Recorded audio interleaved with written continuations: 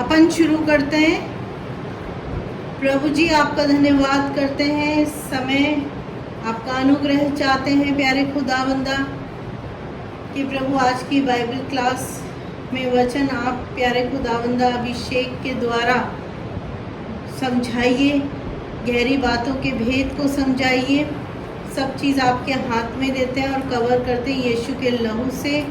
और पिता परमेश्वर हम प्रार्थना करते हैं कि पवित्र आत्मा का, केवल पवित्र आत्मा का कार्य हम देखें।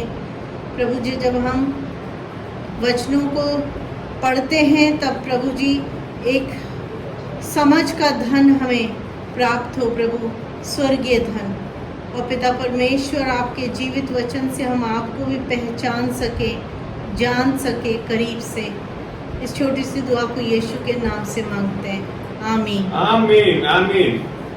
सभी लोग जो आज इस जूम मीटिंग में ज्वाइन करें, उन सबको मेरी ओर से जय मसीह की। आप में से आज मैं चाहूंगा कि खाली मैं नहीं बोलूं, डिस्कशन टाइप होगा, हमारा विचार विमर्श है। तो कुछ सवाल करूंगा तो आप में से मैं जवाब भी सुनना चाहूंगा, है ना।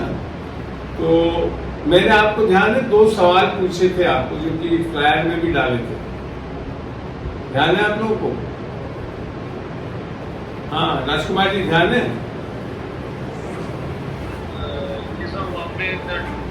2 सवाल पूछे थे मैंने, इसमें मैंने उत्तर मांगा था आप लोगों से। एक तो ये था, क्या आप प्रभु परमेश्वर को प्रसन्न करना चाहते हैं?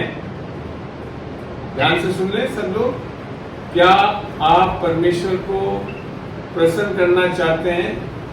अमूमन सबका उत्तर यही आया है, हाँ करके, और बिल्कुल सही है। हमारी इच्छा तो है प्रसन्न करने की, मगर आगे चल के जब हम शिक्षा में जाएंगे, जब आपको इसमें भी कहाँ एक चीज की कमी है उसको समझना बहुत जरूरी है। दूसरा था मेरा सवाल, आप में से लोग, कितने लोग अभी परमेश्वर को प्रसन्न कर रहे हैं? ठीक है ना, ध्यान आया? Yes yes sir. आप में से कितने लोग परमेश्वर को प्रसन्न कर रहे हैं? तो इसमें 90% से ऊपर लोगों का यही आया कि नहीं, या हम कोशिश कर रहे हैं। ऐसे एक आधा लोगों का आया हाँ। यहां पे एक बहुत समस्या का समाधान होना बहुत जरूरी है। परमेश्वर को जब हम इस तरह के उत्तर देख रहे हैं कि हमें पता नहीं, हम कोशिश कर रहे हैं, हम प्रयत्न कर रहे हैं, तो सबसे पहले अपन को वचन से देखना है सही में परमेश्वर को प्रसन्न करना नहीं है, परमेश्वर हमसे प्रसन्न है, ये जानना बहुत जरूरी है। क्या कहा मैंने? परमेश्वर हमसे ऑलरेडी प्रसन्न है, और वो क्यों है वो आज देखेंगे।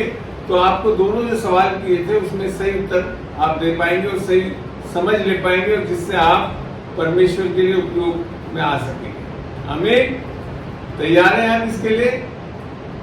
हेलो, कोई जवाब दे? तैयार हैं? Yes sir. ठीक है ना। तो सबसे पहली चीज देखने है कि हम लोग अभी भी जब हम लोग उत्तर दे रहे हैं तो उसमें कहीं ना कहीं हम अपने कर्मों को आधार पर मान रहे हैं कि हम कैसे परमेश्वर को प्रसन्न करेंगे, है ना। जब तो बोल रहे शायद, कोशिश कर रहे हैं, इस तरह के जवाब है।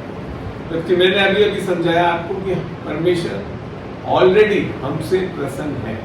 अब ये क्यों प्रसन्न है, इसके लिए थोड़ा सा बाइबल में से अध्ययन करते हैं। पहले चलते हैं, अपन सब जानते हैं यूहन्ना 3:16। क्यों सब जानते हैं? कोई बोल सकता है? यूहन्ना 3:16 वचन बोल सकता है कोई? यहां लिखा है, क्योंकि परमेश्वर ने जगत से ऐसा प्रेम रखा, रखेगा नहीं लिख रखा है। क्या करा? कर चुका है, करेगा नहीं। अमूमन लोगों के अंदर ये है कि सुसमाचार में जो चीज लिखा है कि आज हम कुछ करेंगे, प्रार्थना करेंगे, फास्टिंग करेंगे तो परमेश्वर हमसे प्रेम करेगा, ऐसा है ही नहीं। यहाँ तो लिखा है परमेश्वर ने जगत से ऐसा प्रेम रखा, अर्थात कर चुका है। एक और जो इसका वर्जन है वो भी देखते हैं अपन। परमेश्वर को जगत से इतना प्रेम था, है नहीं, करेगा नहीं, है, हो चुका है। तो यहाँ ये बात समझने की है कि परमेश्वर आपसे प्रेम इसके लिए नहीं करता है कि आप कुछ अच्छे हो गए, बहुत अच्छी प्रार्थना करने लग गए, बाइबल पढ़ने लग गए। इसका ये मतलब नहीं प्रार्थना करना गलत है, बाइबल पढ़ना गलत है, ऐसा कुछ नहीं है। मगर अगर हम इस कर्म के आधार पर सोच रहे हैं परमेश्वर हमसे प्रेम करता है तो ऐसा नहीं है।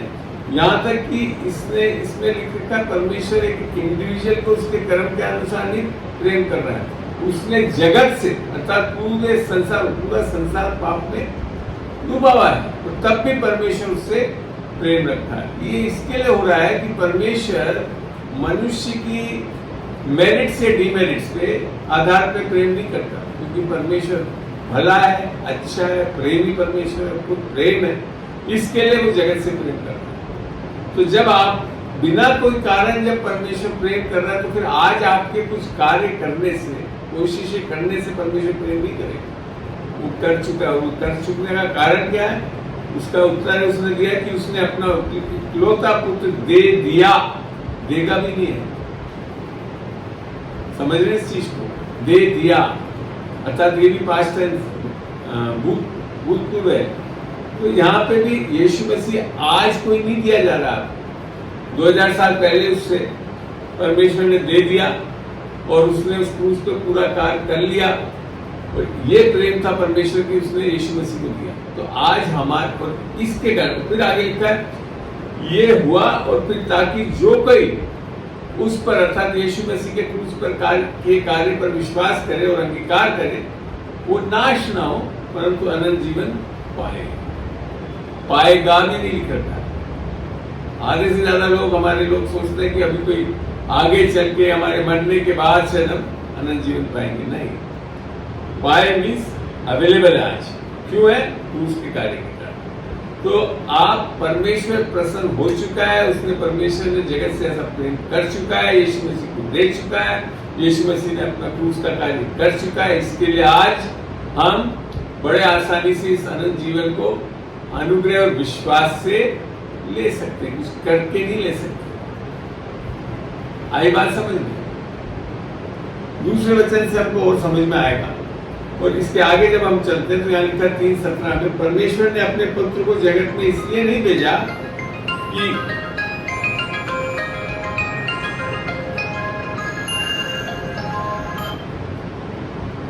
परमेश्वर ने जगत में इसके लिए नहीं भेजा कि दंड की आज्ञा दे, अर्थात परमेश्वर की कहीं ये इच्छा नहीं थी कि लोगों को दंड दिया जाए।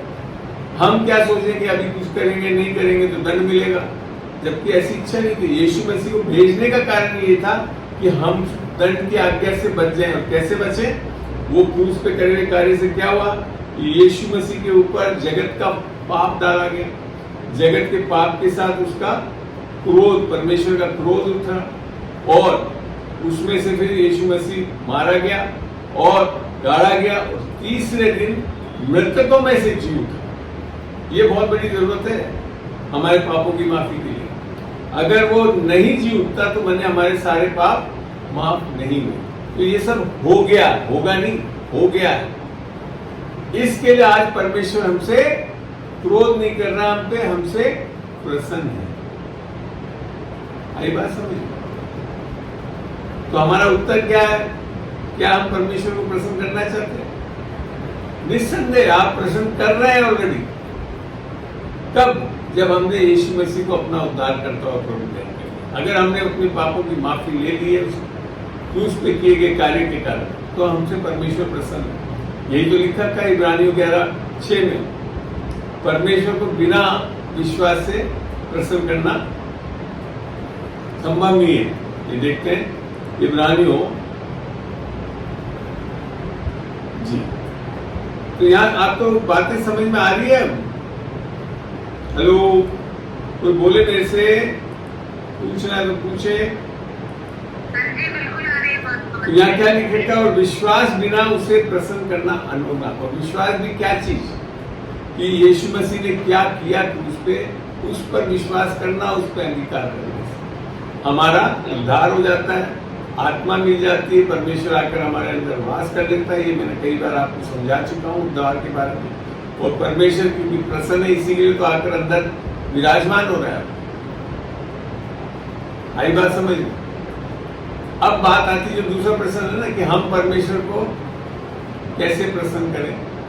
क्योंकि यीशु मसीह परमेश्वर आज प्रसन्न है तो हमको उस पोजीशन से आगे बढ़ना है। हमको अभी प्रसन्न करने की कोशिश नहीं करना। हमें समझ में आई बात? और ये क्यों प्रसन्न है देखते हैं इसको भी वचन से। हम चलते हैं पुराने नियम में, यशाया में, ठीक है। यशाया का 54 हम खोलेंगे, यशाया 54 और उसका 9 और 10 पढ़ेंगे।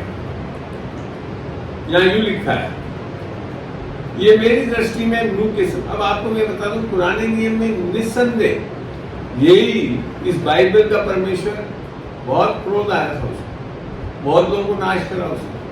सबसे पहले नूह के समय खाली एक नूह के परिवार को छोड़ पूरे संसार के लोगों को गले लाकर पानी से सब मारे गए। वो क्रोधी था परमेश्वर, ठीक है। पुराने नियम में परमेश्वर ने क्रोध किया लोगों के ऊपर। एक बार आपको ध्यान हो बाइबल में लिखा है कि आरोन जो है वो अपनी वो सेंसर जो होता है वो लेकर भागा, उसके पहले देखा 20,000 से ज्यादा लोग मर गए परमेश्वर के क्रोध से। तो ये सत्य है, पुराने नियम में परमेश्वर क्रोध करता था। और बहुत इंसिडेंट है, जैसे जब मूसा के उसने 10 नियम के वो टैबलेट्स पत्थर की पट्टियां दी, वो जब वो नीचे आया तो उधर सब वो पाप कर रहे थे, मूर्तियां बना ली थी, नाच गाना कर रहे थे। परमेश्वर का क्रोध आया, उसी दिन 3,000 लोग मारे गए, है ना। मगर तब भी पुराने नियम में परमेश्वर दयालु रहा है।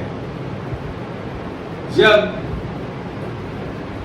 इजरायलियों को लेकर वो मूसा चला, कहां से?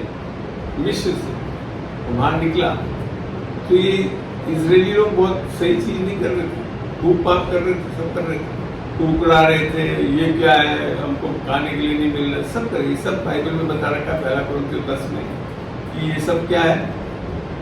पाप है।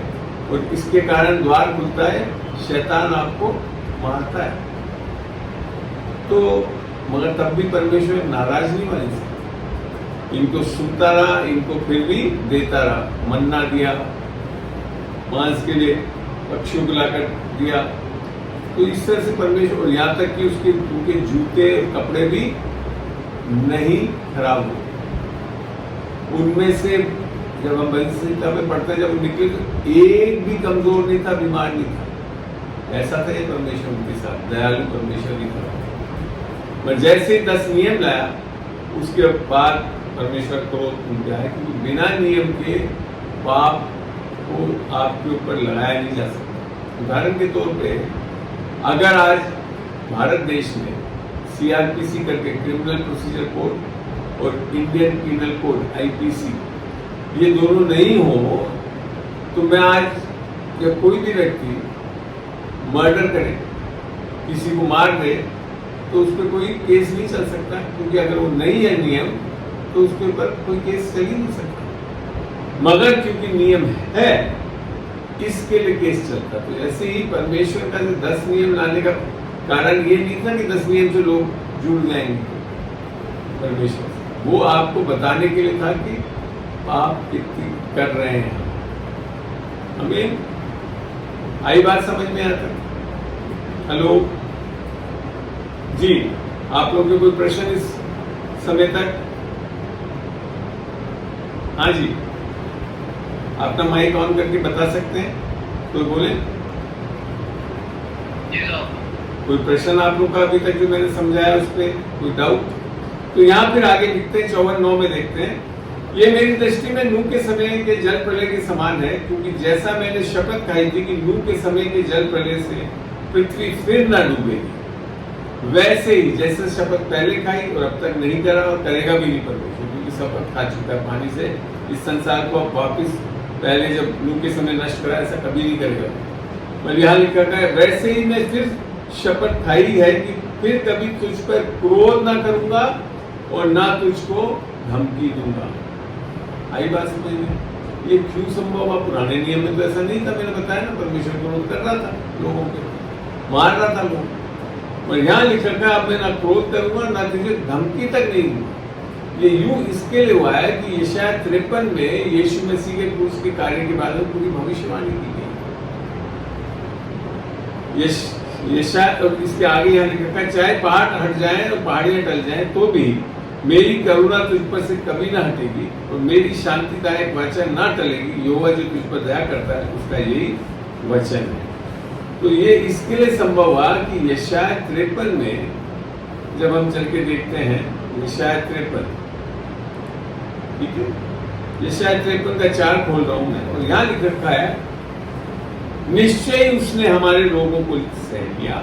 निश्चय मैंने कोई शंका ही नहीं, लिया है उसने, हमारे ही दुखों को उठा लिया।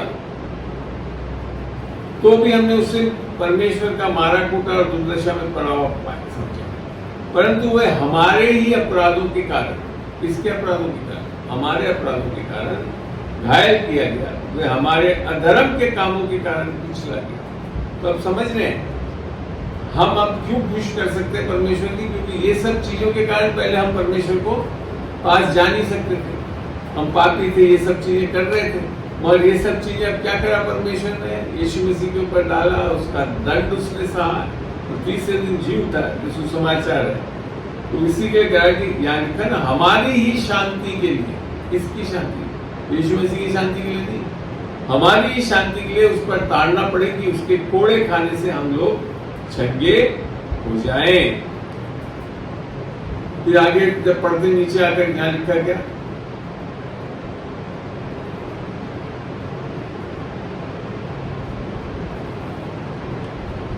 यहाँ 53:9 में लिखे यद्यपि यीशु मसीह ने किसी प्रकार का उपद्रव नहीं किया था और उसके मुंह से कभी छल की बात नहीं निकली, इसके लिए उसको दंड तो देना ही नहीं चाहिए, मगर क्यों दिया वो आगे लिखा है।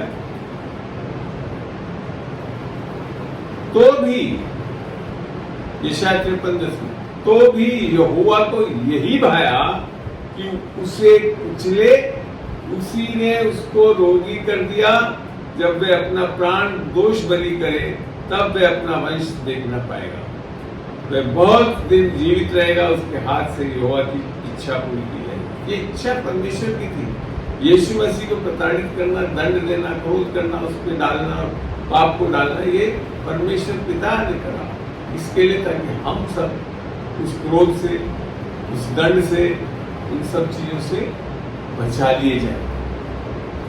और ये न्यायपूर्वक है क्योंकि पाप करने से पाप की मजदूरी देना जरूरी है, और ये मजदूरी किसने चुकाई? यीशु मसीह ने इस पूरे जगत के लिए। और आपको यहाँ बताऊं मैं, यीशु मसीह का एक कतरा लहू का सारे जगत के पापों को माफ कर सकता है। समझते हैं आप? एक कतरा लहू का सारे जगत के पापों को माफ करता है, मगर उसने क्या करा? अपना संपूर्ण लहू बहा दिया। आमीन। तो आज हमारे से क्या है? परमेश्वर का रिश्ता बड़े आसानी से हो सकता है। किसके कारण? क्योंकि यीशु ने लहू बहाया, दंड सहा है, इसके कारण। इसके लिए वो आज प्रसन्न। इसको देखते हैं नए नियम में चल के, दूसरे कुरिन्थियों में चलते हैं। दूसरा कुरिन्थियों 5:17 से पढ़ रहा हूं मैं। इसलिए यदि कोई मसीह में है तो वह नई सृष्टि है, पुरानी बातें बीत गई है, देखो वे सब नई की गई है। तो ये जो बातों की बात आ रही है, तो अगले आयत में क्या लिखा है? और ये सब बातें परमेश्वर की ओर से, परमेश्वर ने किया, हम कुछ नहीं कर सकते। परमेश्वर ने उसको दंड दिया, उसके ऊपर पाप को उड़ेला, उसके ऊपर सब कुछ किया। ये लिखा है सब बातें परमेश्वर की ओर से, और फिर हमारी आत्मा को यीशु मसीह में बिल्कुल नई सृष्टि बना दी। ये सबसे बड़ा काम किया यीशु मसीह के और इससे क्या हुआ? जिसने मसीह के द्वारा अपने साथ हमारा मेल मिलाप कर लिया, करेगा नहीं लिख रखा है।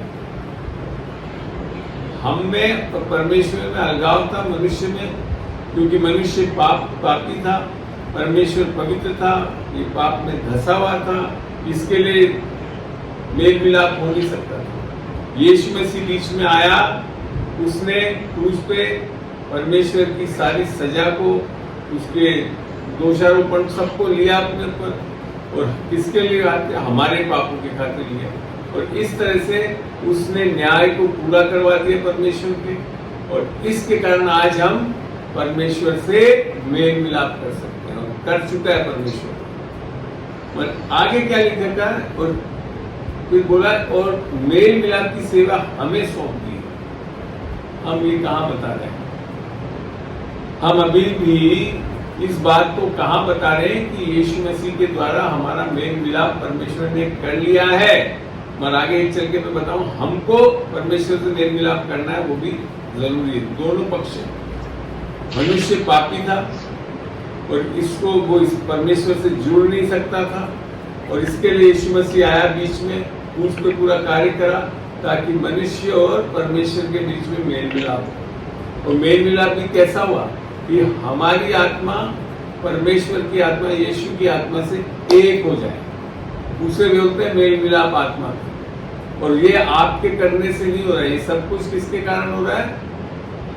यीशु मसीह ने जो किया उसके कारण। इसके लिए आप परमेश्वर को प्रसन्न नहीं कर रहे। परमेश्वर को यीशु मसीह ने पूर्ण प्रसन्नता दी कि वो आज्ञाकारी हुआ, निष्पाप रहा, निष्खोट रहा, और उसने आपके पापों, निष्खोट और अधर्म को अपने ऊपर लिया। इसके लिए आज परमेश्वर हमसे मेल मिलाप कर चुका है, प्रसन्न है। आगे देखते क्या लिखा है। अर्थात परमेश्वर ने मसीह में होकर अपने साथ संसार का मेल मिलाप कर लिया। वापिस करेगा नहीं करता, कर लिया, और उनके अपराधों का दोष उन पर नहीं लगाया, और उसने मेल मिलाप का वचन हमें सौंप दिया। कहाँ हम हिम्मत करके बता रहे हैं कि कैसे भी हुआ, कितने भी बड़े पापी हो, परमेश्वर आपसे मेल मिलाप कर चुका। आ सकते हैं आप परमेश्वर के पास, और यीशु मसीह से उस उद्धार को, उस माफी को ले सकते हैं परमेश्वर से, ताकि आप परमेश्वर से जुड़ सकें। आज लोग क्यों नहीं आ रहे परमेश्वर? डर है, खौफ है कि कुछ ना कुछ गलती कर रखी है, परमेश्वर दंड दे देगा। जबकि ऐसा कह नहीं रहा परमेश्वर। यहाँ तो लिखा है अपराधों का दोष उन पर लगा ही नहीं रहा है परमेश्वर। क्यों? क्योंकि उसने किस पे लगा दिया सारे अपराधों का दोष? यीशु मसीह। परमेश्वर एक ही अपराध के 2 बार दोष नहीं करा। यहाँ तक कि संसार के नियम में भी एक ही पाप के लिए 2 जन को दंड ही दिया जाता है। एक ही को दिया और उससे न्याय हो जाता है। आई बात समझ में? तो अब क्या लिखा है 1 कुरिन्थियों 5:20 में, इसलिए हम मसीह के राजदूत हैं। क्या राजदूत का क्या कर्तव्य होता है? अपनी बातें बताना नहीं, वो जिस देश का राजदूत है, उस देश के मुखिया जो बोलते हैं, उसकी बात को उसको दूसरे देश के मुखिया को बताना पड़ता है, अपनी बातें नहीं बताना पड़ता। और मुखिया का संदेश क्या है कि मेल मिलाप कर लिया, तुम मेल मिलाप कर लो। ये लिखा है। मानो परमेश्वर हमारे द्वारा समझाता है, अर्थात राजदूत जो हम लोग की सेविकाइयां ये सब कर रहे हैं, इसमें कहाँ बता रहे हैं कि आज आप जुड़ सकते हैं परमेश्वर से? क्यों? क्योंकि यीशु मसीह ने सब कर दिया है। यही बताया, मानो परमेश्वर हमारे द्वारा समझाता है, हम मसीह की ओर से निवेदन करते हैं कि परमेश्वर के साथ मेल मिलाप कर लो। ये कर लिया नहीं है। हमारा दायित्व क्या है? ये जो उपलब्ध है, ये जो माफी उपलब्ध है, दया जो उपलब्ध है, उसको हम विश्वास से और अनुग्रह को ग्रहण करें, तब हमारा मेल मिलाप परमेश्वर से हो सकता। हमें आई बात समझ में? तो अब आपको प्रसन्न करने की कोशिशें नहीं करनी। परमेश्वर प्रसन्न है, इसको जान लें।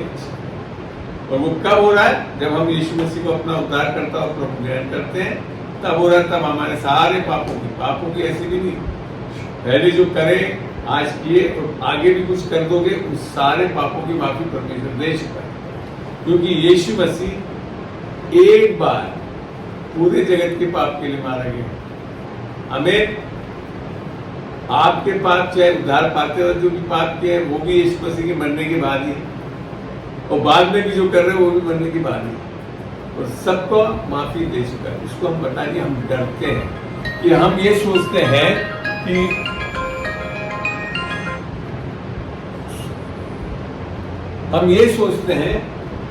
कि इससे तो हम लोग सब पाप करते नहीं, आप समझे ही नहीं फिर समाचार।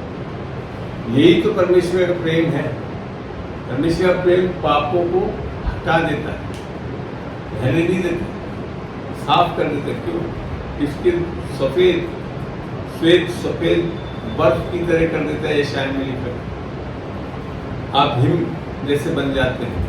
परमेश्वर जब आपको देखता है यीशु मसीह के लहू के द्वारा, तो आप कैसे दिखते हैं? निष्पाप दिखते हैं। कितना बड़ा अच्छा संदेश है। इसको हमको बताना चाहिए लोगों को, ताकि लोग परमेश्वर के पास बिना डरे हुए आ सकते हैं, क्योंकि ये अति प्रेम करने वाला परमेश्वर है। परमेश्वर स्वयं प्रेम है। तो ये बात समझाना बहुत जरूरी है कि हम अब परमेश्वर को प्रसन्न करने की जरूरत नहीं, प्रसन्न है कब? जब हम इस चीज को मानते हैं। जब आप ये जान जाते हो कि परमेश्वर प्रसन्न है, ये उसी तरह से अगर आपके ऊपर कोई कोर्ट केस चल रहा हो तो आप शांत रह सकते नहीं, दुखी होंगे, डर लगा रहेगा, कुछ ना कुछ सजा दे। पर वही केस अगर निर्णित किया जाए और कोई आपके ऊपर दोषारोपण नहीं हो, तो आप कितने प्रसन्न हो जाएंगे, खुश हो जाएंगे। ऐसी हमारे साथ हमको एक्चुअल में दंड दिया जाना चाहिए। दंड तो एक पाप के लिए, पाप की मजदूरी मृत्यु थी, पर परमेश्वर ने क्योंकि यीशु मसीह के द्वारा हमारे सारे पापों को माफ करवा दिया है, इसके लिए आज हम बच सकते हैं, परमेश्वर के पास आ सकते हैं। परमेश्वर के पास आते ही हम परमेश्वर के साथ एक हो जाते हैं आत्मा, जैसा पहला कुरिन्थियों 6:17 बताता है। क्या हो जाते हैं हम? परमेश्वर के साथ। अभी तो हम लोग सोच रहे, कोशिश करेंगे कि परमेश्वर के साथ कैसे एक हो, जबकि परमेश्वर का वचन बताता है जो प्रभु की संगति करते हैं में रहता है, वह इसके साथ एक आत्मा हो जाता है। संगति कब होती है? जब सुसमाचार से आत्मा की छाप लगती है। पहला इफ्सियों 1:12-13 में जैसे लिखा हुआ है। तो ये है आपका एक्चुअली वस्तु स्थिति जब आपने यीशु को ग्रहण करा। इसके लिए आप प्रसन्न करने की जरूरत नहीं, प्रसन्न है। अब क्या करना है? परमेश्वर के वचन को लेकर अपने मन को नया करना है। जब आप ये जो शिक्षा दे रहा हूं, ये आपके अंदर क्या ला रही है? मन फिराओ। अर्थात आप जो सोचते थे उसको आज सही शिक्षा से, सही सत्य से आपके अंदर एक मन फिराओ। मन फिराना विश्वासी का लगातार चलता रहता है। वो कैसे होता है? जब हम हर विषय पे परमेश्वर हमारे को कैसे देखता है, क्या कर रहा है, कैसे समझ रहा है, ये चीजों को जान जाएंगे, उस क्षेत्र में हमारा मन फिराव हो जाएगा, तब हम उस क्षेत्र में आजाद हो जाएंगे। अन्यथा धर्म में चलते हुए हमारे को हमेशा कर्म आधारित, कामों के आधारित परमेश्वर से जुड़ने के बारे में बताया, जबकि ऐसा है नहीं। कर्मों से कभी भी हम जुड़ नहीं सकते। केवल अनुग्रह और विश्वास से हमारा उद्धार होता है। ये इफ्सियों 2:8 में लिखा है। देखते हैं इफ्सियों। समझ में आ रहा है भाई बहनों? हेलो, चलिए। तो यहाँ तक अभी तक कोई परेशानी? हाँ बोले बोले, कौन बोल रहा था? बहुत अच्छा लग रहा है। चलिए, बहुत अच्छा। और किसी को कुछ बोलना, कुछ प्रश्न उठाना तो पूछे, नहीं तो आगे बढ़े हम। कोई प्रश्न आपके? ओके अनीता जी, बहुत बहुत धन्यवाद। चलिए, तो 2:8 में लिखा है, क्योंकि विश्वास के द्वारा अनुग्रह ही से तुम्हारा उद्धार हुआ है।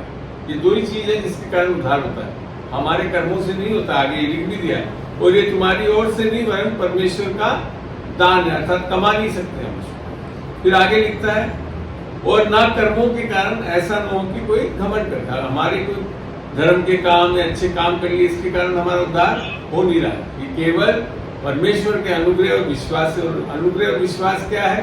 वो स्वयं यीशु मसीह।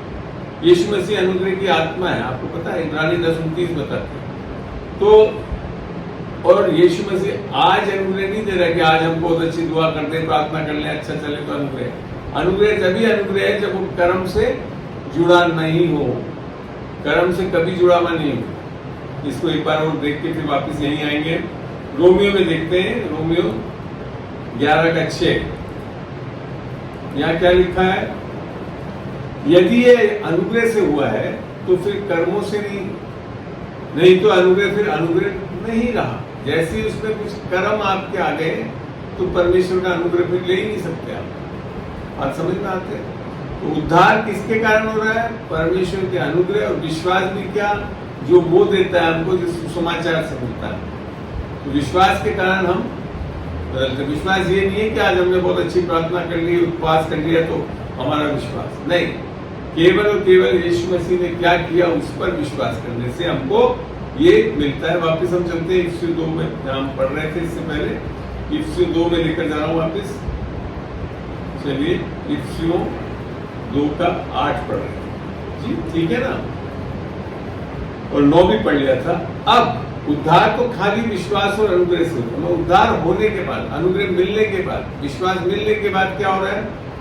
क्योंकि हम परमेश्वर की रचना है और मसीह यीशु में अब हम कैसे आ गए? उसकी आत्मा में, उसके अभिषेक में आ गए हम। तो हम मसीह यीशु में उन भले कामों के लिए सजे गए जिन्हें परमेश्वर ने पहले से, हमने नहीं, परमेश्वर ने पहले से हमारे करने के लिए तैयार किया। उदाहरण के तौर पे मेरे लिए परमेश्वर ने पहले से क्या करा कि मैं इस वचन की सेविकाई करूं, शिक्षा दूं लोगों के बीच में, इस सुसमाचार को सही रूप से प्रकट करूं। ये परमेश्वर की इच्छा थी मेरे जीवन। ये मेरे को 40 साल की उम्र तक पता ही नहीं था। मैं जैसे ही यीशु मसीह में आया तो यहाँ क्या लिखेगा, मसीह में आते ही क्या हो गया, तब हमको सही पता पड़ता है कि हमारे लिए क्या योजना है। हमें समझे? तो इस तरह से कार्यशील होता है। और जब भी अनुग्रह होगा, अर्थात आप उद्धार पाएंगे, तो उसके आगे आप देखेंगे एक कर्म उत्पन्न होंगे। आप नहीं करते हो, परमेश्वर के सामर्थ्य से उत्पन्न होते हैं। देखते हैं तीतुस 2:11 में। चलिए, अब आपको प्रसन्न करना नहीं है, परमेश्वर प्रसन्न है। इसके अलावा आपके अंदर क्या होगा उत्पन्न? कर्म उत्पन्न होंगे। 2:11 में लिखा है, क्योंकि परमेश्वर का अनुग्रह प्रकट है जो सब मनुष्य में उद्धार लाने में सक्षम है। सब मनुष्य में लाने में सक्षम है यीशु मसीह का कार्य। फिर क्या लिखा है, और हमें चिताता है। अब जब आप उद्धार पाते हैं, यीशु मसीह को हमारे हृदय में पाते हैं, तो क्या करता है? वो सो जाता है? नहीं, ऐसा नहीं लिखा। वो चिताता है कि हम अभक्ति और सांसारिक अभिलाषाओं से मन फेरते। मैंने बताया ना, परमेश्वर मन फिराता कैसे? आपके सही वचनों से। आपके दिमाग जब नया हो जाता है वचनों से, तब आपका मन फिराव शुरू हो जाता है। ये लगातार प्रक्रिया रहेगी, आप जब तक ऊपर नहीं चले जाओगे परमेश्वर के पास। मन फिराकर इस युग में, आने वाले युग में नहीं समझ, इस युग में क्या करवाता है? संयम और धार्मिकता से और भक्ति से जीवन बिताए। यही तो हम सबकी इच्छा है। तो उद्धार इसी के लिए तो दिया गया, ये अनुग्रह इसी के लिए तो प्रकट हुआ है, ताकि वो चिताए। एक अनुग्रह एक व्यक्ति है यीशु मसीह, वो खाली एक सोच नहीं है, वो व्यक्ति है जो हमको सिखाता है। अनुग्रह के द्वारा ही आप सिखाए जा सकते हैं, ताकि इस युग के में संयम और धार्मिकता और भक्ति से जीवन बिताए। आपके बल से, आपके कुछ अच्छा कर लेने से, कोशिशों को करने से, इनसे नहीं हो रहा है। ये जब आपके अंदर यीशु मसीह आकर वास करता है, वो अनुग्रह की आत्मा है, वो अनुग्रह आपको सिखाता है, तब आप ये सब कर पाते हैं। फिर आगे क्या लिखा है 13 में, और उस धन्य आशा की, अर्थात अपने महान परमेश्वर उद्धार करता है यीशु मसीह की महिमा के प्रकट होने की प्रतीक्षा करते रहते हैं। अर्थात रैप्चर के बारे में ये बता रहे हैं। हम किसकी प्रतीक्षा में हैं? क्योंकि हमको पता है हमारा उद्धार हो चुका है, हमारे अंदर यीशु मसीह रहता है, वो हमारे को सामर्थ्य दे रहा है ताकि हम चल सकें, उसके कार्यों को कर सकें जो भले कार्य हैं। और अब हम तैयार रह रहे हैं उसके आने का, ताकि हम उसके साथ बादलों पे उठा लिए जाए। और उसको करता भी कैसे पूरा है? 14 में लिखा है, जिसने अपने आप को, किस कारण से हो रहा है? आपके बहुत अच्छे कामों को करने से, कोशिश करने से नहीं हो रहा है। यहाँ लिखा है, जिसने अपने आप को हमारे लिए दे दिया, अर्थात सुसमाचार, जो हमारे पाप के लिए मारा गया, गाड़ा गया और तीसरे दिन जीव था, कि हमें हर प्रकार के अधर्म से छुड़ाए। ध्यान से सुनिए, कुछ प्रकार के नहीं लिखा, हर प्रकार के अधर्म से छुड़ा ले और शुद्ध करके। कौन शुद्ध कर रहा है? पवित्र कौन कर रहा है? यीशु मसीह। शुद्ध करके अपने लिए एक ऐसी जाति बना ले जो पापों को करते रहे सरगर्म। ऐसा नहीं लिखा, भले भले कामों के सरगर्म हो गए। आप परमेश्वर के लिए भले काम कब करने वाले होंगे? जब यीशु मसीह का उद्धार पालोगे, अनुग्रह की आत्मा पाओगे, और जब वो आपको पूर्ण रूप से निश्चिंत कर देगा कि सारे पाप माफ हो चुके हैं, तब आप भले भले कामों के लिए सरगर्म होंगे। अन्यथा तो हमेशा क्या अटके रहोगे? जब आपको पता ही नहीं कि पाप माफ हो गए तो क्या करोगे? पापों की माफी के लिए कुछ कोशिश करते हो, धर्म के कारण हो जाते हैं, आपकी धार्मिकता के काम करने लगते हो, व्यतन करते रहते हैं। व्यतन करने के बाद भी कुछ होता नहीं है, हम खुद अपने आप को कंडेम फील करते हैं, और यहाँ तक कभी कभी ऐसी हालत में हो जाएगा कि शैतान आपको इतना कन्विंस कर देगा कि ये परमेश्वर ही नहीं है। आई बात समझ? तो आपकी जो कार्य करने का कारण ये नहीं है कि आप अभी ये सोचें कि अब कब माफ होंगे। यीशु मसीह को ग्रहण किया, माफ हो गया, अब हम परमेश्वर ने जो हमारे लिए भले काम सृजन करा उसमें हम चल सकते हैं, अन्यथा नहीं चल पाएंगे। आमीन। आई बात समझ में? और एक चाल भी शुरू होती है। वो चाल कैसे शुरू होती है? आत्मा में तो हम 100% शुद्ध कर दिए गए हैं, ठीक है ना? इब्रानियों में लिख रखा है, जो उद्धार पाने वाली आत्माएं क्या है, वो सिद्ध हो गई है, हो गई है। अब सिद्धता कहाँ आनी है? प्राण और शरीर में। तो प्राण और शरीर में जो चीज है, सिद्धता कैसे आ रही है? बाइबल के हिसाब से देखते हैं, जो आपको करना पड़ेगा। देखते हैं इसको रोमियो में। अब आपको मैं वो बता रहा हूं कि अब आपने जब उद्धार पा लिया, सारे पाप माफ हो गए, तो अब आपको करना क्या पड़ेगा? प्राण और शरीर में करना पड़ेगा सिद्धता के लिए, जिसको अंग्रेजी में बोलते हैं सैंक्टिफिकेशन। आत्मा में अंग्रेजी में शब्द है जस्टिफिकेशन, जैसे कि कोई पाप नहीं है, ऐसे बना दिए जाते हैं यीशु मसीह के कारण। अब यहाँ लिखा है, और इस संसार के सदृश ना बनो। हम इससे पहले किसके सदृश थे? अच्छे बहुत हो सकते हैं आप, मतलब भी किसके थे? संसार के सदृश। शैतान ने संसार को अपने वश में कर रखा था, इसके लिए हम पाप भी करते थे, सब कुछ करते थे, अभिलाषाएं भी थी। पर यहाँ लिखा है, इस संसार के सदृश नहीं बनो, परंतु तुम्हारी बुद्धि कहाँ पे है? प्राण में। विवेक बुद्धि सब कहाँ पे है? प्राण में। परंतु तुम्हारी बुद्धि के नए हो जाने से तुम्हारा चाल चलन भी बदलता है। अब शरीर में कुछ कार्य होने लगेंगे, प्राण में कुछ कार्य होने लगेंगे। जब आप वचन से इसको नया कर लेंगे इस बुद्धि को, तो आपका चाल चलन बदलने लगेगा। फिर लिखा है, जिससे तुम, जब आपका चाल चलन बदलने लगेगा, जब तुम परमेश्वर की भली और भावती और सिद्ध इच्छा अनुभव से मालूम करोगे। सीखोगे नहीं, निकलता अनुभव से। आपके जीवन में पहले तो आप क्या है, हर वक्त पाप होता रहता था, ऐसे ही था। मगर अब जब आपका उद्धार हो गया और अब आप नया करने लगते हैं, तो अनुभव क्या होता है? अब बिना कारण हम निष्पाप चलने वाले हो जाते हैं। ये समझ रहे हैं आप? ये अनुग्रह के कारण होता है, निष्पाप चलने लगते। अब हमारे अंदर एक प्रवृत्ति है ही नहीं जिससे हम पापों को करते रहे। हम अब धर्मी ठहरा दिए गए यीशु मसीह की धार्मिकता से, विश्वास से, और उसके कारण हम क्या करते हैं? एक्सीडेंटली धर्मी चलते हैं, कोशिश नहीं करते, ऑटोमेटिकली धर्मी करते हैं। क्यों? क्योंकि अब हमारे अंदर धार्मिकता के फल लगने के लिए सक्षम योजना प्रावधान कर दिया गया है। जैसा कि पहला फिलिपियों में पढ़ के देखते हैं इसको। फिलिपियों 1 का मैं पढ़ रहा हूँ, सॉरी, फिलिपियों खोलते हैं 1 और इसका 11 पढ़ रहा हूँ। यहाँ क्या लिखा है? और उस धार्मिकता के फल से जो यीशु मसीह के द्वारा होते हैं। किसके द्वारा? यीशु मसीह के द्वारा होते हैं, भरपूर होते जाओ। आपके द्वारा नहीं चाहता परमेश्वर आप धार्मिकता के फल को। जब यीशु मसीह की धार्मिकता दान के रूप में भाग करते हैं तब एक फल लगता है। वो जो फल जो परमेश्वर चाहता है, जिसके लिए आपको सृजा गया था, वो लगने लगते हैं और उससे क्या होते हैं, कम होते जाते हैं, भरपूर होते जाते हैं।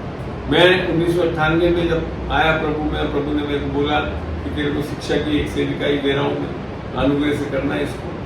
आज जब मैं देखता हूँ अपने जीवन को, जब मैंने शुरुआत करी और आज फलों से लदा हुआ हूँ वचनों। क्यों? क्योंकि इस आधार पे मैं चल रहा हूँ, परमेश्वर की धार्मिकता के आधार पे मुझ में वो फल लग रहे हैं। और इससे क्या होती है, किसकी महिमा और स्तुति होती है, परमेश्वर। आज भी मैं किशनगढ़ में और अजमेर में जाकर सेविकाई करी। आप कभी मिलना किरण से, और वहाँ के पास्टर हैं, पास्टर संतोष जिनके यहाँ करा, वो खुद बोलेंगे कि जब सेविकाई करी वचनों की वहाँ पे, तो लगता है कि कुछ फल लगे हमारे। ये फायदा है। तो अब आप कोशिश नहीं करते हैं, ट्राई नहीं कर रहे हैं, क्योंकि मेरे को पता है मैं निष्पाप कर दिया गया हूँ, मेरे को धार्मिकता दान में मिल चुकी है, और धार्मिकता के कारण मेरे अंदर फल लगेगा। मैं निस्संदेह हर चीज से मन फिराव करके, अपने मन को नया करके सही से परमेश्वर की योजना को जान चुका हूं। हमें यही तरीका है परमेश्वर के साथ चलने का, और इसके लिए आगे भी फिलिपियों 2 में पढ़ के देखते हैं इसको। फिलिपियों 2 का 12 से पढ़ रहा हूं। यहाँ ही लिखा है, इसलिए हे मेरे प्रियो, जिस प्रकार तुम सदा से आज्ञा मानते आए हो, वैसे ही अब भी न, देखिए आप उद्धार पाने के बाद क्या लिख रखा है, आज्ञा मानने वाले हो जाओ।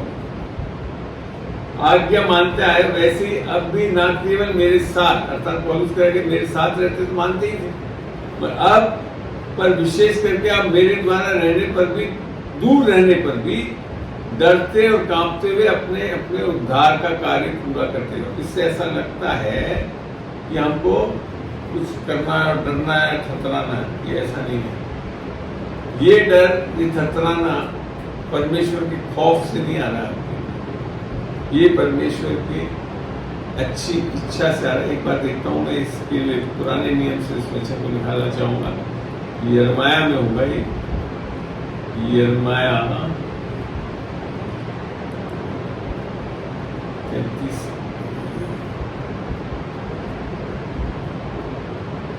का 9। एक मिनट मुझे दीजिए।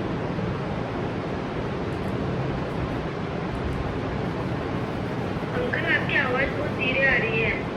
आ रही नहीं तेज अभी भी। हेलो हेलो बहुत धीरे आ रही है। बेटा आपके माइक वाइक तेज कर लीजिए आप, हो सकता है ऐसा भी हो।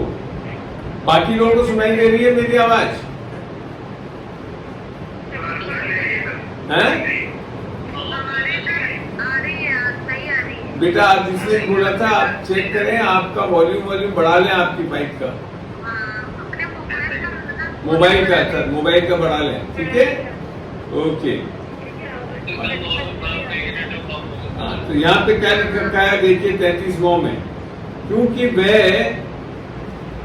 वे सब भलाई के काम सुनेंगे जो मैं उनके लिए, अर्थात परमेश्वर कर रहा है, करूंगा, और वे सब कल्याण और शांति की चर्चा सुनकर जो मैं उनसे करूंगा डरेंगे और थरथराएंगे।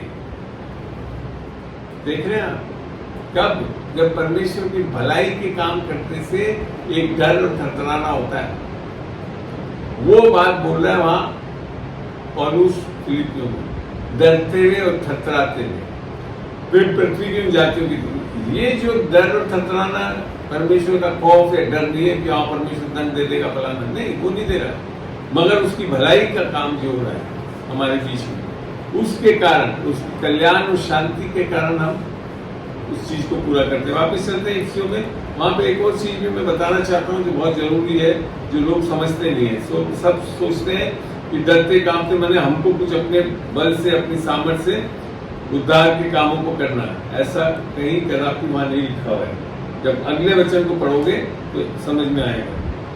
सॉरी, इफ्सियों 2 का करता था मैं, 3 का करके, इफ्सियों 2 का 12, ठीक है? तुम लोग उस समय फिलिपियो में कर रहे थे, जरा बोला भी करो, गलत बोल रहे हो अंकल। कोई बात नहीं, चलिए।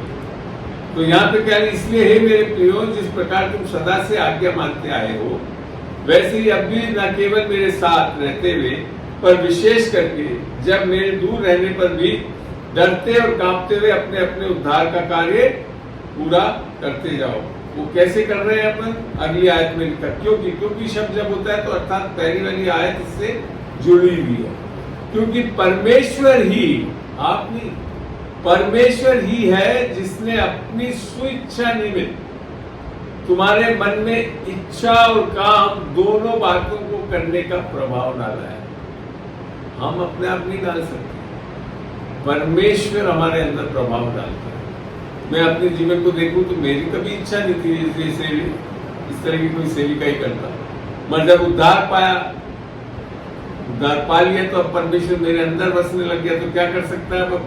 वो अपनी सिर्फ इच्छा निमित्त तुम्हारे मन में, मेरे अंदर भी इच्छा हो गई, वचनों को खूब पढ़ने लग गया, सुनने लग गया, सेविका ही करने लग गया।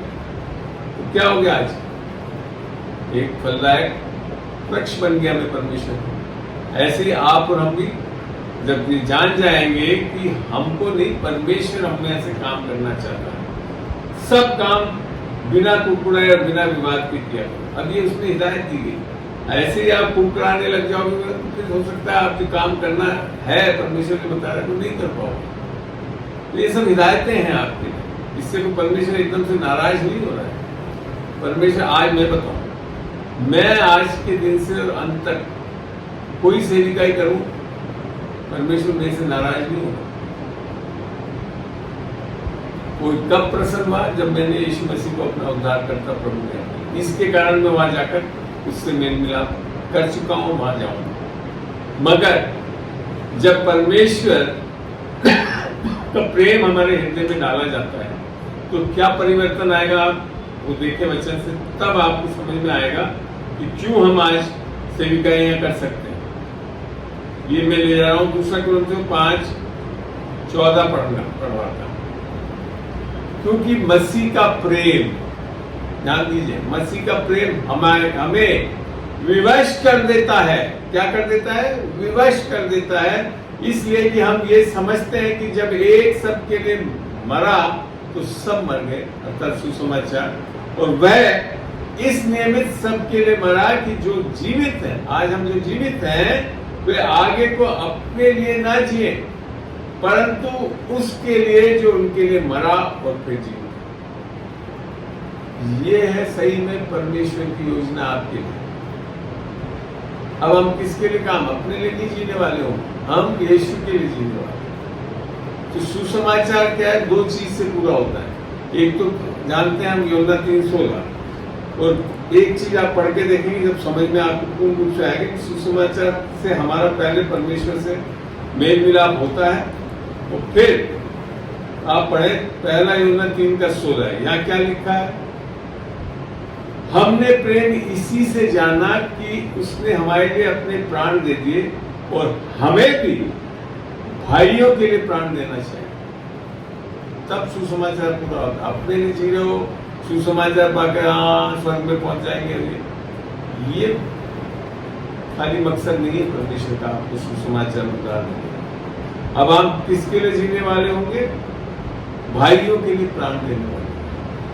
आज सुबह मैं और रीना यहाँ से 8 बजे रवाना हुए, किशनगढ़ में जाकर सेविकाई करी, फिर जाकर अजमेर में सेविकाई करी, और अभी आकर 8 बजे से आपके लिए यहाँ बैठ के सेविकाई कर रहा हूँ। क्यों कर रहा हूँ? जरूरत है रखना, समय जरूरत ही नहीं, अच्छा खासा पेंशन मिलती है, सब कुछ, सारी ड्राइविंग करी, इतने किलोमीटर वापस आए और यहाँ बैठ के आपसे उसी झील से, उसी उत्सुकता से बताने को, इसके कारण कि परमेश्वर का प्रेम मुझसे विवश कर देगा। आपको नहीं करना पड़ेगा, परमेश्वर आपको विवश कर देता काम करने के। तब है वो सच्चा उद्धार, तब आपके अंदर ये चीज समझ में आई आपको कि अब मेरे को नहीं, यीशु मसीह को जीना है। तो आज के आपको ये भी बता दूं, परमेश्वर आपके विश्वास से भी दिलाना नहीं चाहता, परमेश्वर अपने विश्वास से आपको चलाना चाहता है। तब जाकर आपको समझ में आएगा कि आज हम परमेश्वर हमसे प्रसन्न है, और हम आज प्रसन्न होने के कारण आज हम बड़े आसानी से यीशु मसीह के अनुग्रह और विश्वास से ये सब कुछ कर सकते हैं जो पहले नहीं कर सकते, क्योंकि यीशु मसीह हमें सामर्थ्य देता है सब कुछ करने के लिए। और यहाँ तक कि हमने अभी पढ़ा, वो धार्मिकता के फल उत्पन्न करता है हमारे अंदर। इसको सबसे अच्छी तरह समझा किसने? पौलुस ने समझा।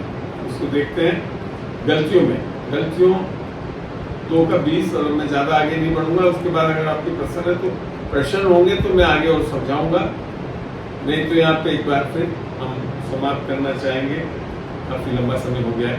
तो यहाँ लिखा गलतियों 2:20 में, मैं मसीह के साथ क्रूस पर चढ़ाया गया हूँ। आज मैं सूर्य की बात समझा रहा था, पौलुस तो वहां था ही नहीं यीशु मसीह के पास, कैसे क्रूस पर चढ़ाया जा सकता? इसको समझने के पहले आपको ये समझना होगा, ये नया करना होगा मन, कि परमेश्वर जो कुछ कर रहा है वो समय से बाधित नहीं है। परमेश्वर तो समय को बनाने वाला है, वो समय से बाहर है। तो यहाँ तक कि यीशु मसीह स्वयं परमेश्वर, और यीशु मसीह ने जो कार्य किया वो समय में सीमित नहीं है। वो जो भी कार्य करा वो पास्ट में, प्रेजेंट में और फ्यूचर में हमेशा लागू रहेगा। इसके लिए यीशु का लहू आज तक कार्यशील है, क्योंकि उसने अपने लहू को आत्मा से जाकर परमेश्वर पिता के सामने चढ़ाया। और जो चीज आत्मिक हो जाती है वो दिखती नहीं है, परंतु कार्य करती है। आपको समझ रहे क्यों परमेश्वर का लहू काम करता है? क्यों आज हम जब परमेश्वर के लहू को लगाते हैं विश्वास से, तो वो क्यों कार्य करता है? क्योंकि वो अब एक आत्मिक चीज हो गई है। बाइबल बताती है कुरिन्थियों में, जो आत्मिक है वो दिखती नहीं है हमें। तो ये बात है जिसके कारण आज भी लहू कार्यशील है। तो यहाँ लिख रखा है, मैं मसीह के साथ क्रूस पर चढ़ाया गया हूँ, और साथ ही साथ आप मान के चले हम सब, पूरा जगत चढ़ा दिया गया है। चढ़ाएगा नहीं, अभी तो मेल मिलाप कर लिया है बोल रहा है। तो हम आप तो सब एक एक जन किसके साथ? यीशु मसीह के साथ चढ़ा दिए गए हैं। अब आगे क्या लिखता है पौलुस? पर मसीह मुझमें जीवित, और अब मैं जीवित ना रहा, मैं अर्थात हमारा सेल्फ अपने लिए जीने वाले नहीं रहे, अब हम मसीह मुझमें जीवित हो गया। वो मसीह जो स्वयं पर प्रेम है, वो मसीह जो आपके लिए और हमारे लिए सब कुछ कर गया, वैसा जीवन हमारे अंदर फ्लो करेगा। इसके लिए बोला, अब मैं जीवित ना रहा पर मसीह मुझमें जीवित है, और मैं शरीर में अब जो जीवित हूँ, अर्थात अभी भी जिंदा तो हूँ, पर क्या लिख रखा है? तो केवल उस विश्वास से जीवित हूँ जो परमेश्वर के पुत्र पर है, अपने विश्वास से जीवित नहीं है। इसको अगर आप सही समझना चाहें, और वो क्यों हो रहा है? जिसने मुझसे प्रेम किया और मेरे लिए अपने आप को दे दिया, अर्थात सुसमाचार से। इसको जब अंग्रेजी में सब पढ़ते हैं तो बहुत क्लियर समझ में आता है। 2:20 में लिख रखा है, crucified with Christ, nevertheless I live, yet not I, but Christ liveth in me, and the life which I now live in the flesh, इस शरीर में जो मैं जिंदा हूँ, I live by the faith of, अपने विश्वास से नहीं, the faith of the Son of God। आपको अपने विश्वास से परमेश्वर का जीवन नहीं जी सकते। आपके पास ये विश्वास का दान यीशु मसीह के द्वारा मिलना चाहिए, तब जाकर आप परमेश्वर के लिए जी सकते हैं। अन्यथा तो कोशिशें करते रह जाओगे, थक जाओगे, तब भी नहीं कर सकते। और ये विश्वास कब मिलता है? हम इसको पढ़ते हैं 2 पत्रस 1 में, और हिंदी में पढ़ते हैं। मैंने इंग्लिश की बाइबल खोल दी, हिंदी का खोला। ये समोन पत्रस की ओर से, जो यीशु मसीह का दास और प्रेरित है, उन लोगों के नाम जिन्होंने हमारे परमेश्वर और उद्धारकर्ता यीशु मसीह की धार्मिकता है, यीशु मसीह की धार्मिकता क्या है? दान है, से हमारा जैसा बहुमूल्य विश्वास विश्वास प्राप्त किया। ये जब तक आपके अंदर ये विश्वास, जो यीशु मसीह का विश्वास है, नहीं आएगा, वो राई के दाने का विश्वास भी सारे बड़े कामों को और पहाड़ों को हिला सकता है, आपके विश्वास से नहीं ला सकता। मसीह जीवन आपके विश्वास से नहीं चलाना चाहता परमेश्वर स्वयं अपने पुत्र का विश्वास जो टेस्टेड परखा हुआ है, उससे दान के रूप में देकर चलाना चाहता है। उससे आप एक स्थिरता में विश्वास से, जो चाहता है ना, क्या धर्मी जन विश्वास से जिएंगे। कौन से विश्वास से? इस यीशु मसीह के विश्वास से, जो हमें दान मिल रहा है, वह मूल्य, उससे जीना है। कोशिशों से नहीं होगा ये। आमीन। समझ में आ रहा है?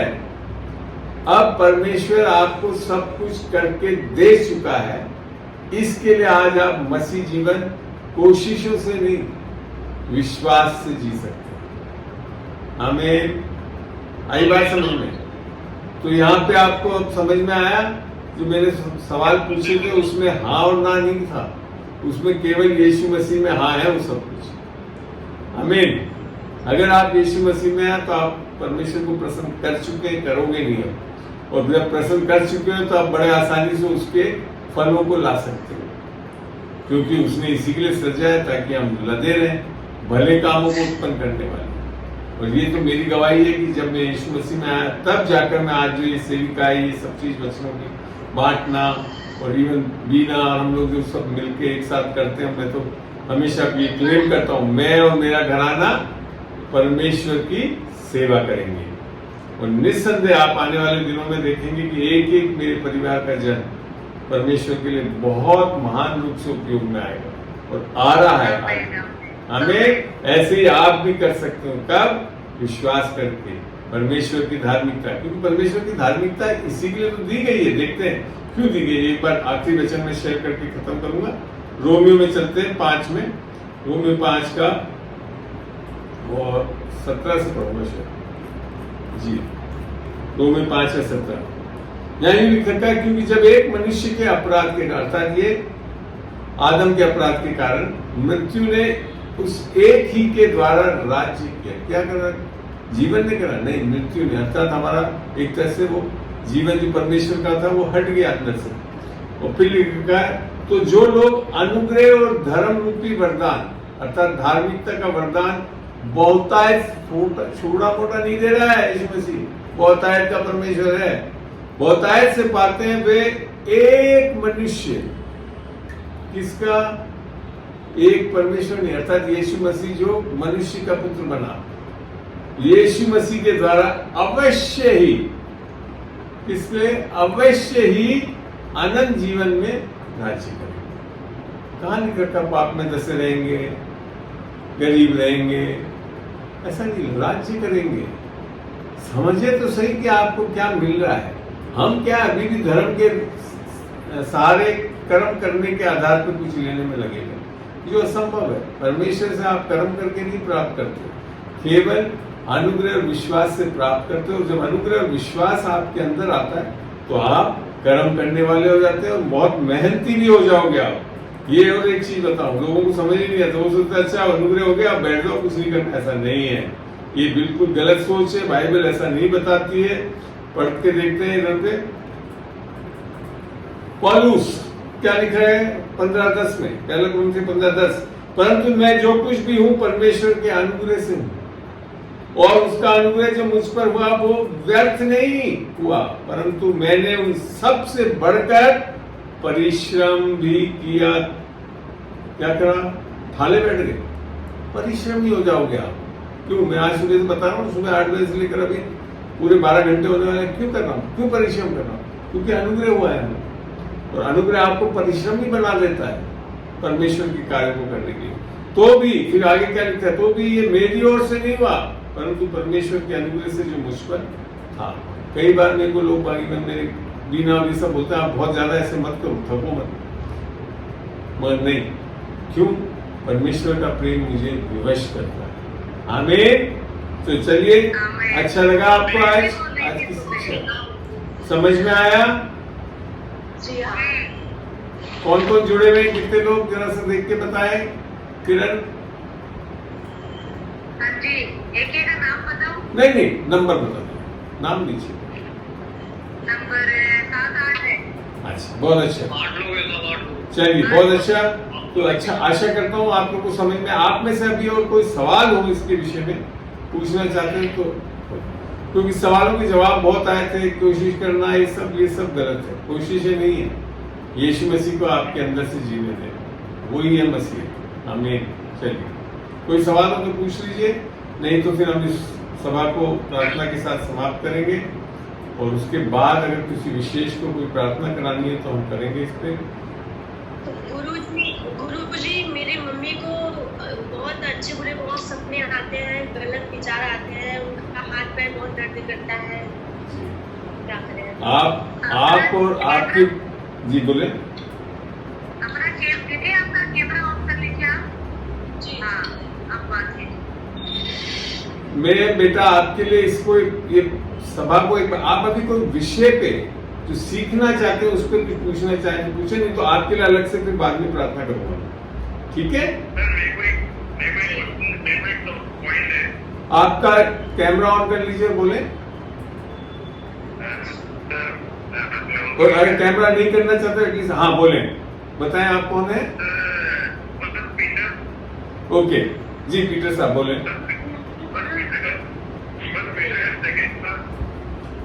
मारू को तो हाँ देता है यार, हाँ जब की काम है। अरे म्यूट कर रहा था। क्या तुम करे? कोई बात नहीं, क्या कोई प्रार्थना कराना चाहते हैं आप? टॉपिक है सर, टॉपिक है। क्वेश्चन है उनका क्वेश्चन। हाँ बोलिए बोलिए, पूछिए पूछिए। सेकंड का 4 and 5। इसका हाँ बोले। सेकेंड पीटर, फर्स्ट पीटर, हाँ फर्स्ट पीटर चैप्टर 2 जी, फर्स्ट पीटर चैप्टर 2 4 and 5 जी, खोल रहा हूं मैं। यहाँ यूं लिखा है, उसके पास आकर जिसे मनुष्य ने तो निकम्मा ठहराया परंतु परमेश्वर के निकट चुना हुआ और बहुमूल्य जीवता पत्थर है। फिर 5 में, तुम भी आप जीवते पत्थरों के समान आत्मिक घर बनते जाते हो, जिससे याजकों का पवित्र समाज बनकर ऐसे आत्मिक बलिदान चढ़ाओ जो यीशु मसीह के द्वारा परमेश्वर को ग्रहण योग्य है। ठीक है? इसमें जो लिविंग स्टोन का क्यों लिखा है? लिविंग भी है और स्टोन भी है। यस, यीशु मसीह को पत्थर भी बताया गया है, he is a living stone, ठीक है ना? तो ये एक संबोधन है, यीशु मसीह कॉर्नर स्टोन बताया गया है। और वो आपको ध्यान है जब वो बताया जा रहा है मत्ती में 7 में कि 2 जन ने घर बनाया, एक ने बालू पे एक ने पत्थर पे, ठीक है ना? तो दोनों ने घर बनाया, ऐसी बात नहीं है दोनों के घर नहीं बने, मगर जो बालू पे था शैतानी अटैक्स आए तो वो गिर गया, मगर जो यीशु मसीह अर्थात पत्थर पे अर्थात लिविंग स्टोन पे था, तो फाउंडेशन इसका यीशु मसीह पे था, तो शैतानी ताकतें गिरा नहीं पाई। अब यहाँ पे जो 2-3 चीजें इसके ऊपर पूरी शिक्षा है, बलिदान के ऊपर में आने वाले दिनों में, या आज मैंने वहां पे क्या कहते हैं किशनगढ़ के चर्च में जो सेविकाई कर रही है उसमें बलिदान के बारे में बताया। मैं वो डालूंगा, कल परसों तक आ जाएगा आपके पास यूट्यूब वीडियो में, उसको देखें तो आपको समझ में आएगा बलिदान भी कैसे चढ़ाया जाता है नए नियम में आकर, ठीक है ना? उसमें देख लेना और वो कैसे ग्रहण योग्य होता है। चलिए, और कोई सवाल? और कोई सवाल? चलिए, तो हम इसको सभा को एक बार समाप्त करते हैं। उसके बावजूद भी मैं रहूंगा जूम पे, और आपको कुछ पूछना है तो पूछ सकते। प्रभु तेरा धन्यवाद देता हूँ आज के दिन के लिए, तेरा अनुग्रह काफी था आज खुदावन, तेरा अनुग्रह और विश्वास के द्वारा ही इस सेविकाई पे हम टिके हुए हैं खुदावन, और तेरे उस बल से और सामर्थ्य से हम तेरे धार्मिकता के फल को ले रहे हैं और लोगों में बांट रहे हैं खुदावन। इसका बहुत बहुत बहुत धन्यवाद देता हूँ खुदावन। आने वाले दिनों में और लोगों को जोड़े, उनके सवालों को जवाब मिले, और विशेषकर खुदावन ये जितनी भी रिकॉर्डिंग मैंने आज करी खुदा, उससे तेरे पवित्र लहू से दांपता हूँ ताकि यूट्यूब पे डालकर एक शिक्षा का एक बहुत अच्छा स्रोत बन सके। यीशु के नाम से मांगता हूँ, आमीन आमीन। धन्यवाद धन्यवाद आप सबको।